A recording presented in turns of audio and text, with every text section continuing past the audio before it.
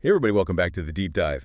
So today we are going to be diving into the world of management research, Mhm. and specifically how it can be improved. And, this all started because one of you reached out and said, hey, I'm really struggling with this paper. It's called Methodological Wishes for the Next Decade Mhm. and How to Make Wishes Come True. It's by Herman Guinness, like the beer, and Jeffrey Edwards. And it is a little bit dense. So we thought we would take a crack at it Mhm. and try to extract the key takeaways for you. Think of us as your methodological Sherpas guiding you through this high-altitude terrain. I like that analogy. And you might be surprised to hear this, but Yeah. management research is actually a pretty young field compared to something like physics or biology. Oh, that's really interesting. What makes it so different? Well, in those more established fields, they have widely agreed upon paradigms, basically fundamental laws that everybody accepts. Management research, not so much. We're still figuring out the basic rules of the game for organizations, which makes things messy and exciting. So it's like we're still trying to discover the equivalent of gravity, but for teamwork or leadership. No wonder it feels complicated sometimes. Right, and that leads to a lot of debate, conflicting findings, and sometimes research that's just not as strong as it could be. That's where the wishes in this paper come in. The authors lay out 7 actionable recommendations for researchers to make management research more rigorous and impactful. Okay, so let's unpack these wishes. Wish number 1 is all about accelerating theoretical progress. And they start by tackling those vague hypotheses Yeah. that we see all too often. The ones that say, this leadership style will improve performance.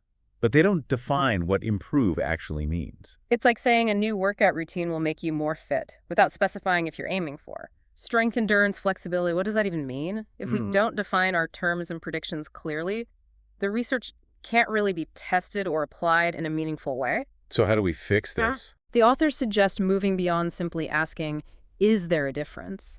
And instead focusing on the magnitude of the effect. How big is the difference, and does it matter practically?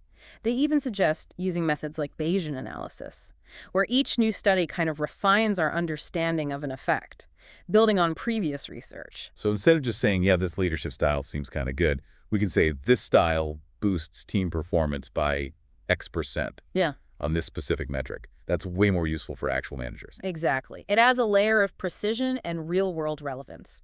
Wish number 2 focuses on construct validity, basically making sure we're measuring what we think we're measuring. Oh, that age-old problem. I remember in grad school, we had this running joke that everyone was studying leadership, but nobody could agree on what it meant. How do the authors suggest we clean up this mess? They stress the importance of defining our constructs clearly and using rigorous statistical techniques. One technique they highlight is confirmatory factor analysis. Don't worry, you don't need to know the technical details, but it's basically a way to statistically check if our measures actually reflect the underlying concept we're interested in. So it's like making sure your thermometer is actually measuring temperature, not just Yeah. random changes in the air. Exactly. And if your measures aren't accurate, your entire study is built on shaky ground. The authors also dive into the debate between reflective and formative measurement models, which gets pretty technical. But the takeaway is this. Be intentional about how you're connecting your measures to your concepts. Are you saying the concept causes variations in what you're measuring, or the other way around? These are different approaches with different implications for how you analyze and interpret your data. So it's about thinking carefully about what's causing what. Is it the leadership that's leading to higher performance? Or is it the high performance that's making someone look like a good leader? Those are very different things. You got it. Now, this next wish might be the trickiest of them all. Wish number 3 is all about strengthening causal inferences. Essentially, how can we get closer to proving that X causes Y? Yeah, that's a big one. Yeah. Especially in management research where you can't always do controlled lab experiments like in chemistry or physics. You can't exactly tell a CEO, okay, now manage this company with this strategy for a year, then switch to a completely different one so we can see which one works best. Right. The authors point out that to truly prove causality, you'd need to observe the same unit, a person, a team, a company, under different conditions at the same time. They call this the counterfactual model, and it's impossible in most real-world situations. Okay, so if we can't time travel or clone companies, what do they suggest we do? They offer 3 alternative approaches: matching statistical control and instrumental variables. Matching involves finding units that are similar on key variables, except for the one you're interested in. Statistical control uses statistical techniques to account for the influence of other variables. And instrumental variables involve finding a variable that's related to the cause, but not directly to the effect. Each has strengths and weaknesses. So the key is to be transparent about which approach you're using and what its limitations might be. So even though we can't perfectly prove causality, in most management research, we can get closer by being smart about our design and analysis, and by being upfront about what we can and cannot conclude. Precisely. It's about acknowledging the limitations of the real world, while still striving for the most rigorous conclusions possible. This is already making me think about research in a whole new light. Yeah. We've only covered 3 wishes. There's so much more to unpack. So let's we take a quick break and come back. And we'll explore the remaining 4 wishes when we come back. Okay, so let's pick up where we left off. Wish number 4 is all about embracing a multi-level approach, which might sound kind of intimidating, but it's really just about acknowledging the nested nature of data and organizations. Okay, break that down for me. What does nested data mean in plain English? Think of it like those Russian nesting dolls. You've got individuals nested within teams, teams nested within departments, departments nested within organizations, and so on. The problem is a lot of research treats these different levels as if they're completely separate, which can really distort our findings. So it's like trying to understand the behavior of a fish by only looking at it in isolation, without considering the water it swims in, the other fish it interacts with, or the entire ecosystem it's a part of. Exactly. By ignoring these different levels, we miss out on crucial information about how they interact and influence each other. And that leads us to the idea of cross-level hypotheses, which are basically questions about how factors at different levels work together. Can you give me an example? Sure. Imagine you're studying employee burnout. A cross-level hypothesis might look at how individual personality traits, like resilience, interact with team dynamics, such as workload sharing. To predict burnout levels, you're essentially bridging the micro, the individual, with the macro, the team, to get a more complete picture. That's a great example. It shows how looking at things from multiple levels can lead to richer, more insightful research questions. Okay, on to wish number 5. The authors argue that researchers need to find a sweet spot between internal and external validity. Could you remind us what those terms mean? Of course, internal validity is all about how confident you are, that your study actually shows a cause and effect relationship. It's about controlling for other variables and making sure that what you're manipulating is really what's causing the outcome you're observing. So it's like making sure your experiment is clean Yeah. and you're not accidentally measuring something else. Right. Now, external validity is about how well your findings. Generalized to the real world, can you take the results from your study and apply them to other settings, other organizations? So it's the difference between a lab study, where you have a lot of control, Right. but it might not reflect real life, and a field study, where you have less control, but it's more realistic. Exactly.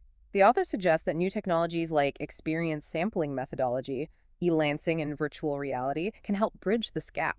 Okay, those sound intriguing. Can we unpack those a bit? Absolutely.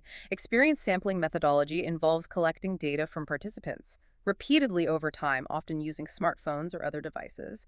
So instead of just asking someone how stressed they feel once at the end of the week, you might ask them several times a day to get a more dynamic picture of their stress levels and what factors are contributing to them. So it's like taking a series of snapshots throughout the day instead of just one blurry photo at the end. That makes a lot of sense. What about lancing? Lancing is basically online experimenting. You can recruit participants from platforms like Upwork or Fiverr, assign them to different conditions, and measure their performance on various tasks all online. It allows you to test ideas with real people doing real work, but in a controlled digital environment. So it's like having a virtual lab where you can manipulate variables and observe outcomes without needing a physical space. Precisely. And finally, there's virtual reality, which allows you to create these immersive simulated environments. You can study leadership in a high-stakes crisis, teamwork in a fast-paced environment, or even ethical decision-making in a really challenging situation. It's a powerful tool for studying complex human behaviors in a way that's just not possible in the real world. It sounds like something out of a sci-fi movie. Okay. 2 more wishes to go. Wish number 6 deals with outliers. Those data points that just don't seem to fit with the rest. What do McGinnis and Edwards have to say about them? They argue that we need to be more careful about simply discarding outliers. Sometimes they're just errors, but sometimes they can hold valuable insights. They point out that some outliers are interesting. They deviate from the norm for a reason that's worth exploring further. I'm thinking of that study on employee engagement, where one small team within a company had sky-high morale, even though everyone else was miserable. It turned out their manager had created this incredibly supportive and empowering work environment. It was an outlier. But it revealed something really important about the power of good leadership. That's a perfect example. Other outliers might be influential. They can disproportionately affect the results of your analysis. The key is to figure out why the outlier exists and what that tells you about your research. So instead of just hitting delete, we need to investigate those unusual data points. They might be telling us something important about our measures, our model, or even our theory. Right. And transparency is key here, too. Researchers should be upfront about how they identified and handled outliers so readers can understand the decisions that were made and assess the robustness of the findings. Okay, we're down to the final wish. What do Guinness and Edwards say about limitations? You know, it's interesting they frame these 7 wishes not as complaints, but as a call to action. They genuinely believe that management research has the potential to make a real difference in the world. And they're giving us the tools to make that happen. When you lay out all 7 wishes like that, it really highlights how interconnected they are. Absolutely. It's like they're all pieces of the same puzzle. You can't have strong causal inferences without first defining your constructs clearly and ensuring you're measuring them accurately. And what good is a multi-level study if you haven't addressed potential outliers?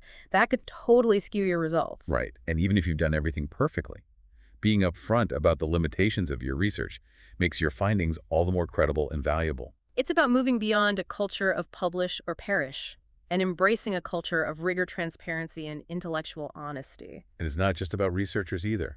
Think about all the people who rely on management research. Managers, consultants, policymakers, even investors. If we can make the research more robust and reliable, it'll have a ripple effect throughout all these fields. Imagine a world where business decisions are based on solid evidence, not just gut feelings or the latest fads. That's a world I want to live in. Yeah. And I think Guinness and Edwards have given us a roadmap to get there. So as we wrap up this deep dive, we encourage you to think about how these 7 wishes can inform your own work. Yeah. Whether you're a researcher, a student, or simply a curious consumer of knowledge. Challenge yourself to ask tougher questions, to be more critical of the research you read, and to demand a higher standard of rigor and transparency from the field. And remember, these wishes aren't just about improving management research. They're about improving our understanding of organizations, leadership, teamwork, and ultimately ourselves. Thanks for joining us on this journey of methodological discovery. We'll see you next time on The Deep Dive.